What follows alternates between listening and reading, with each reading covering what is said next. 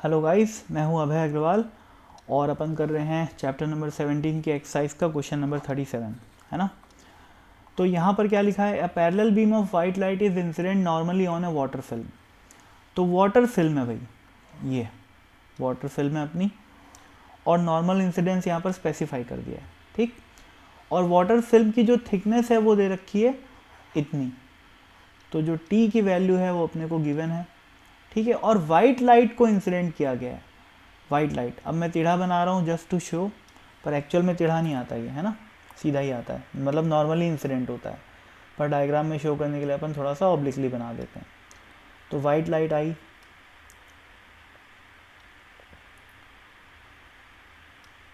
एक तो जाएगी ऐसे, ठीक। क्या क्या हुआ, यहाँ से यहाँ में क्या हुआ, रिफ्रैक्शन हुआ, फिर इस पॉइंट में क्या हुआ, रिफ्लेक्शन हुआ, ठीक है, ये वाली रे। फिर इस पॉइंट पे क्या हुआ, रिफ्लेक्शन हुआ, और इस पॉइंट पे क्या हुआ, रिफ्रैक्शन हुआ। एक तो ये रे हो गई, और दूसरी यहाँ से यहाँ आई, फिर यहाँ आई, और सीधा क्या हो गई, रिफ्रैक्ट हो गई, ये हो गई। तो ये वाला जो रीजन है, ये वाला रीजन, ये ट्रांसमिटेड लाइट का रीजन है, ठीक है। अब स्ट्रांगली ट्रांसमिटेड का मतलब क्या हुआ कि यहाँ पर क्या होना चाहिए, कंस्ट्रक्टिव इंटरफेरेंस होना चाहिए, ठीक है। अब सोचो रिफ्लेक्शन कहाँ कहाँ पर हो रहा है, यहाँ पर रिफ्लेक्शन हो रहा है और यहाँ पर रिफ्लेक्शन हो रहा है, और ये दोनों रिफ्लेक्शन कहाँ से हो रहे हैं, एयर से हो रहे हैं, बीच में वाटर है, तो दोनों रेयर मीडियम से रिफ्लेक्ट होके आ रही है लाइट, तो दोनों रिफ्लेक्शन में फेज डिफरेंस कहीं क्रिएट नहीं होएगा, ठीक है। और अगर मैं इसको रे 1 बोलता हूँ, इसको रे 2 बोलता हूँ, तो रे 1 और रे 2 में सिर्फ और सिर्फ फ़र्क है इतने पाथ का, ये वाला पाथ और ये वाला पाथ, जिसकी टोटल वैल्यू कितनी है भाई, टोटल ऑप्टिकली अगर मैं मेजर करूँ, ऑप्टिकल पाथ वैल्यू कितनी है, 2 इंटू म्यू इंटू टी, ठीक है। तो सोचो भाई, अगर यहाँ पर कंस्ट्रक्टिव इंटरफेरेंस चाहिए तो 2 म्यू टी के करस्पॉन्डिंग जो फेज डिफरेंस आएगा वो किसके बराबर होना चाहिए, 2 एन पाई के बराबर होना चाहिए, ठीक है। तो यहाँ पर 2 म्यू टी इंटू मैं 2 पाई बाय लैम्डा करूँगा तो क्या हो जाएगा, फेज डिफरेंस आ गया, path difference into wave number, ठीक है। अगर कंस्ट्रक्टिव इंटरफेरेंस चाहिए तो यहाँ पर अपने को क्या होना चाहिए, 2 एन पाई होना चाहिए, ठीक। अब ध्यान रखना, विजिबल रेंज की लाइट, वाइट लाइट आ रही है यहाँ पर, जिसमें से 400 से लेकर 700 की सभी वेवलेंथ प्रेजेंट है, और पूछा है कि इनमें से कौन कौन सी वेवलेंथ का यहाँ पर स्ट्रॉन्ग ट्रांसमिशन हो रहा है। इसका मतलब कौन कौन सी वेवलेंथ जो कि 400 से 700 में लाई कर रही है उनका कंस्ट्रक्टिव इंटरफेरेंस हो रहा है, ये अपने को सवाल में पूछा है। तो देखो भाई, इसको सॉल्व करके मैं 2 पाई काट दिया, लैम्डा की जो वैल्यू आ जाएगी वो आ जाएगी 2 म्यू टी अपॉन एन, ठीक। तो म्यू की वैल्यू कितनी है भाई, 2 इंटू म्यू की वैल्यू है 1.33, है ना, तो 1.33, और टी की वैल्यू कितनी है भाई, 1 इंटू 10⁻⁻4 सेंटीमीटर में है, तो मीटर में कन्वर्ट करने के लिए 10⁻⁻6 लिख दूंगा, अपॉन एन, ठीक। ये आ गया मेरा लैम्डा। अब एन की वैल्यू को रखूँगा 1 2 3 4 और देखते हैं लैम्डा क्या क्या आ रहा है, ठीक है। तो सबसे पहले तो एक्सप्रेशन को सिंप्लीफाई किया जाए, है ना, तो 2 इंटू 1.33 इंटू 10⁻⁻6 ये आ रहा है 266, कितना है भाई, 1 2 3 4 5 6 7 8 9, हाँ, तो 2660 इंटू 10⁻⁻9 अपॉन एन, ये आ रही है मेरी लैम्डा की वैल्यू। 10⁻⁻9 हटा के मैं क्या लिख सकता हूँ, नैनोमीटर लिख सकता हूँ, ठीक है। तो 2660 अपॉन एन आ रहा है, ठीक।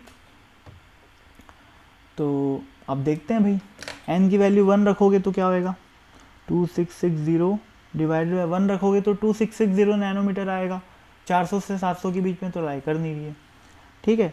डिवाइडेड बाई 2 करोगे तो 1323 आएगा, वो भी आउट ऑफ रेंज है।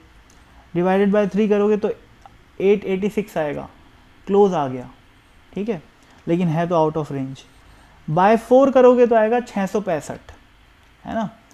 तो जब अपन इस सेक्शन को थोड़ा क्लियर किया जाए, हाँ, जब अपन n की वैल्यू को 4 रखे तो लैम्डा की वैल्यू कितनी आई, 665, जो कि विजिबल रेंज के अंदर फॉल कर रही है, यानी कि इतने वेवलेंथ की लाइट का कंस्ट्रक्टिव इंटरफेरेंस होगा।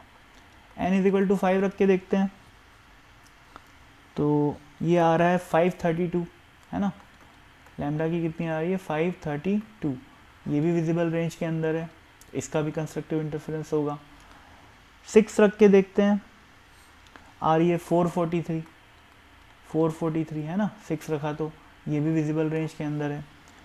7 रखूँगा तो 380 आ रही है, 380 तो भाई 400 से छोटी है, इसका मतलब 400 से लेकर 700 नैनोमीटर के बीच में ये तीनों वेवलेंथ ऐसी वेवलेंथ हैं जिनका कंस्ट्रक्टिव इंटरफेरेंस आएगा कौन से रीजन में, ट्रांसमिटेड वाले रीजन में, ठीक है ना। इसका मतलब they are strongly transmitted by this water film. तो इसका मतलब अपना आंसर क्या हो गया, 665, 532 और 443 मैच कर लेते हैं। देखो भाई 600 मेरा 665 आया है, उसमें 666 दे रखा है, तो जब मैं कैलकुलेट किया होगा तो 665 पॉइंट समथिंग आया होगा, है ना। उसको मैं 665 लिख दिया, उसमें SC वर्मा ने उसको अप्रॉक्सीमेट करके 666 लिख दिया है, कोई दिक्कत नहीं है। अगला आंसर 532 आया है, उसका भी 532 आया है। अगला 443 आया है, मेरा भी 443 आया है, तो बिल्कुल सही आया अपना आंसर, ठीक है। बस थोड़ा बहुत SC वर्मा में थोड़ा बहुत माइनर डिफरेंस आते रहता है, रियल एग्ज़ाम में ऐसा नहीं होता, है ना। रियल एग्ज़ाम में एग्जैक्ट आंसर आते हैं हमेशा, ठीक, अनटिल एंड अनलेस अप्रॉक्सीमेशन करने के लिए स्पेसिफिकली लिखा हो वहाँ पर, ठीक है ना। तो आंसर तो आ गया भाई। एक चीज़ आपको नोटिस ये करनी है यहाँ पर कि कुछ भी याद नहीं करना है, ऐसा कोई याद करने की ज़रूरत नहीं है कि अगर फिल्म है तो इस साइड अगर कंस्ट्रक्टिव इंटरफेरेंस चाहिए तो पार्ट डिफरेंस 2n पाई चाहिए, और इस साइड अगर कंस्ट्रक्टिव इंटरफेरेंस चाहिए तो जैसा कि पिछले क्वेश्चन में हुआ था, क्वेश्चन नंबर 36 में हुआ था, इस साइड अगर अपने को यानी कि रिफ्लेक्टेड साइड में कंस्ट्रक्टिव इंटरफेरेंस चाहिए तो पार्ट डिफरेंस 2n+1 पाई होना चाहिए।